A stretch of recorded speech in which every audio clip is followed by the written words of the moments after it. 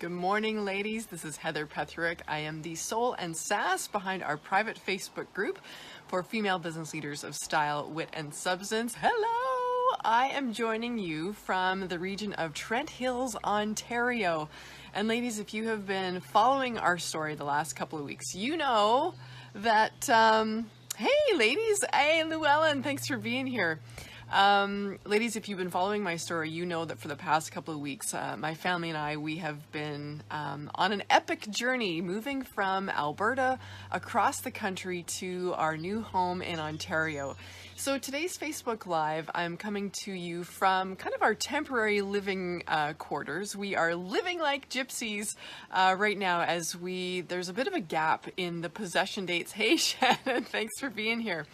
There is a 14 day gap between when the sale of our old property in Alberta closed and we are technically homeless to when we take possession of our new home just outside of Ottawa next week.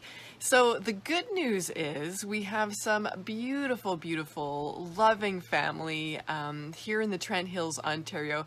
Hey Shannon and Llewellyn, thanks so much for your support. We have some lovely family here.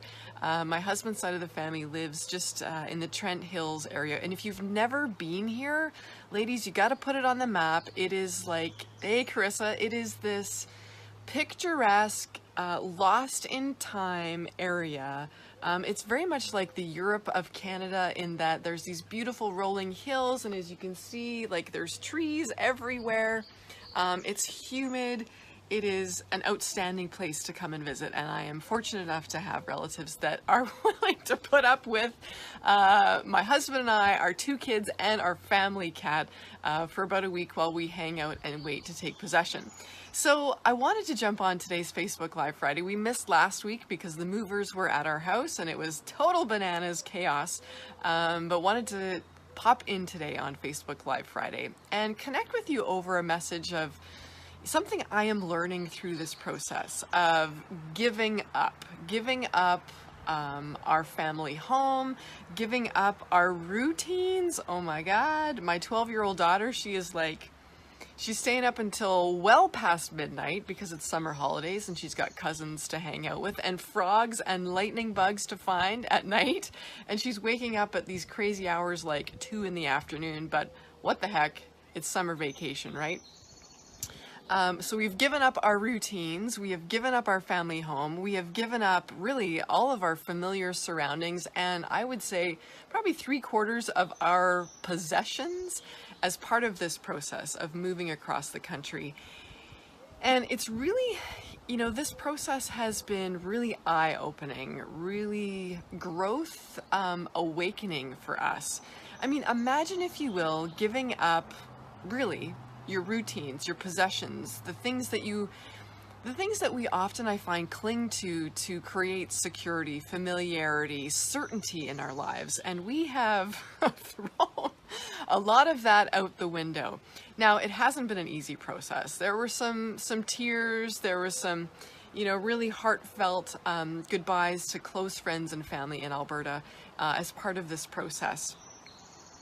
But what I am learning and what I wanted to share with you ladies today is that there is something really curious that happens when you dare to give up the good, right? And let me be honest, there is nothing wrong. There has been nothing wrong. In fact, we had a pretty sweet deal in Alberta. We had a beautiful home, beautiful business, great reputation in the community. Really, we had nothing to complain about. And that's why this process of giving up so much has been such a growth experience for us. And this is what I wanted to share with you today, is that I know for a long time, we were very comfortable in Southern Alberta, where we have made our home for the past, 20 some years. Very comfortable. And this old fear, this is what prevented us for many years from doing what we are now doing. This old fear of that this is as good as it's going to get, right? We've got a great home, great, place in our community, lots of security. But what prevented us from growing for many years was this old fear that this is as good as it's going to get. I would be crazy to give any of this up. If I risk this, I'll never have it as good again. And for many years, that was exactly the thinking of both my husband and I, and what kept us in a relatively small community and in a very secure spot financially, geographically, socially. And it wasn't until we started shifting that thinking. And I'll tell you what my new thinking is now. But first, before I do that, I would love to know, for those of you who are catching the live or the replay, if you are watching the replay, type replay in the comments below, because I'm always fascinated by how many of you are actually here on the replay. So type replay if that's how you're watching. Type live if you are here live. Carissa, Shannon, Llewellyn, the rest of you beautiful ladies. And also type a 1 in the comments if that is a belief that you yourself have experienced or hear yourself saying, right? I've got it so good here. I don't want to rock the boat. I don't want to risk or give this up because maybe this is as good as my life is going to get, right? How crazy would it be to give this up? Hey, Llewellyn, you're here live. Awesome. I'm working with my selfie stick here this morning. Oh, and hey, I'll tell you what. While you guys are typing live or replay or posting a 1, if that old fear that this is as good as it's gonna get, yeah, Carissa, you're with me, or I can't risk what I have now because I may never get it again, type a 1 if that resonates with you, or if you have heard yourself say or think internally about that about your life right now. Okay, and while you're doing that, I'm gonna give you a little tour of where we're hanging out these days. So just to the south of us, there's this beautiful open field. And last night we saw deer just in that green strip across the field. What else we got? Oh, so my brother-in-law is the most incredible handyman. I don't know where he gets his genius from, but he builds these amazing structures. I don't know if you can see this.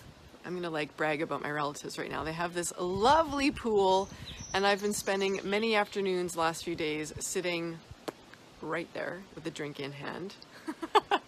It's not all bad being a gypsy. Llewellyn says, number 1, have definitely had that thought. Awesome. Okay, and I gotta show you this new deck. Look at this spectacular deck that my brother-in-law has just made. Yeah, and this is very cool. Last night I learned that there's LED lighting that runs under the railing of this standing railing. Anyway, he's genius. Back to my story. Shannon says, I felt that 2 years ago before we took the leap and bought our acreage. Yes, right? How often do we use this fear of this is as good as it's gonna get? Maybe this is all I deserve, or maybe I just lucked out, and if I rock the boat, I'll never have it this good again. And for a long time, I think Shannon, I certainly would resonate with that thinking as well. For a long time, that thinking kept us hostage. It kept us playing small. And here's what my new belief is that we have installed, and what has allowed us to give up the familiar, the possessions that we attached a lot of our identity to, and a lot of the routines that we've been clinging to. My new belief is this: that this, or something better still, is already on its way. I now firmly believe that in order to become what is destined for me, my family, and my business, I need to risk the good, the secure, the familiar. It's almost like, you cannot plant in an overgrown garden, right? Whether it's weed or spent vegetation, you can't plant anything new in a garden that is already chock full of weeds or other growth.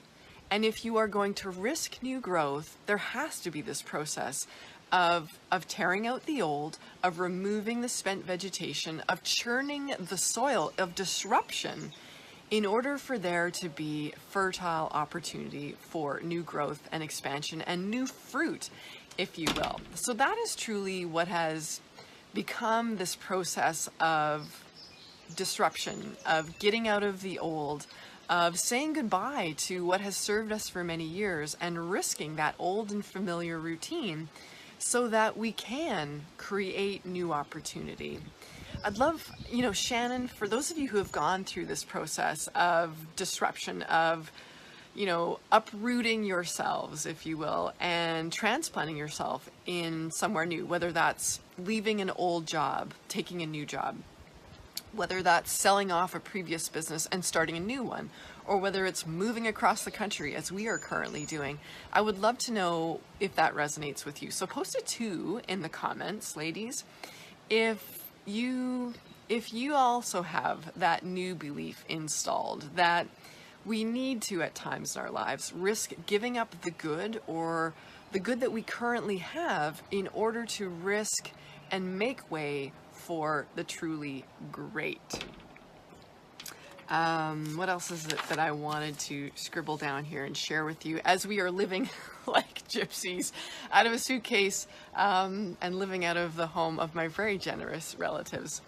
Now, I do want to say this. Shannon, you definitely resonate with this. Awesome. I want to say this as well, as a caveat, is that I know that this process of upheaval, of saying goodbye to what has served us for many years, bidding adieu, being grateful for what we have, but also risking that familiarity for what we might have. This is not a process for everyone, right? If it was easy, everybody would do it, right? We'd all live like nomads, and we'd rely on the love and generosity of neighbors while we transition and, move all over the world. It's not for everyone. This process of giving up security, giving up the good so that you may create the great, is not for everyone. And I'm not suggesting that everyone, suddenly throw their, possessions on the sidewalk or sell everything off through Kijiji, as we have done, so that they can, throw caution to the wind. Trust me. Krista says, love the garden analogy. Awesome. This has not been something that we have entered into lightly. In fact, it's been a year-long process in the making. It was just over a year ago that we sat the kids down and we said, what do you think of this? We really looked at the pros and the cons. We looked at the financial aspects. So while it might be easy to think that, Heather's crazy and we've just done this on the spur of the moment, that is not the case. It really has been a year-long process in the making of really doing it well, but also it takes sometimes that long to wrap your head around a shift of this magnitude. So while this is not for everyone, right? Not every personality is up for big risks, is up for big change. Certainly not every family is able to do a change and a shift and an evolution like we have been able to, and I'm certainly grateful for that. What I do want to ask you today, that I think does serve everyone, is the opportunity to really challenge yourself. Challenge yourself with these questions. Number 1, what in your life have you outgrown? I'd love to know what bubbles to the surface for you when I ask that question. What in your life, could be health, could be relationship, could be career, could be finances, what habits or routines have you outgrown? And ladies, if you're here either on the replay or on live, I'd love to know if you are brave enough to share what comes up for you. Excuse me. What is it that you have outgrown? Now, another question along the same lines is this: what routines, what habits, what possessions or surroundings are no longer serving you? What possessions, routines, habits, or surroundings are no longer serving you?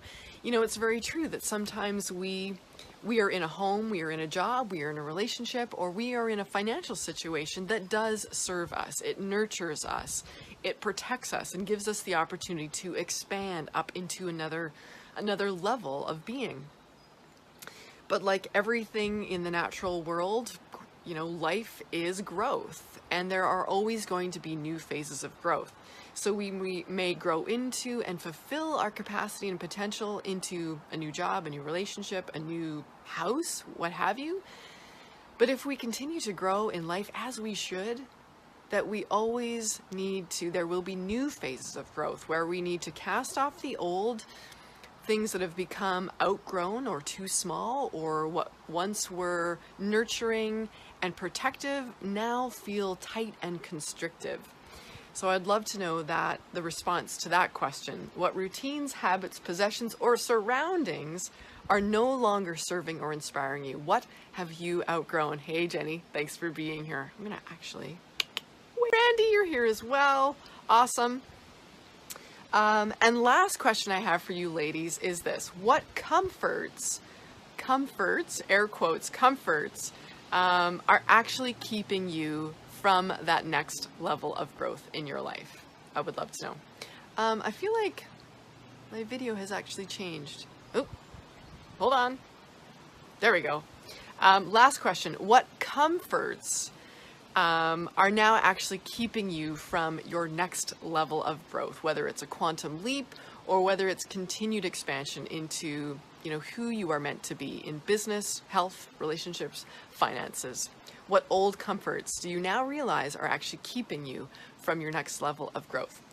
If you're brave enough, post those comments and responses in the comments bar below. And so that's really what I wanted to share with you ladies as we are coming to you live from the Trent Hills area in Ottawa, a beautiful picturesque part of Canada. If you've never been able to tour here, it's actually right between Toronto and Ottawa. It's this beautiful country, idyllic country setting. If you ever get a chance to travel through here, please take the opportunity because it is, in my opinion, one of the most beautiful and relaxing places in Canada.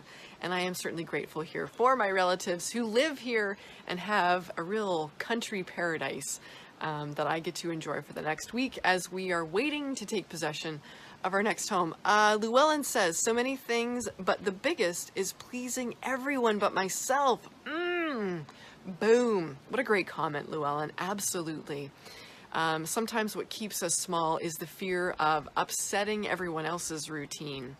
And as good girls, as responsible women, sometimes we need to do that.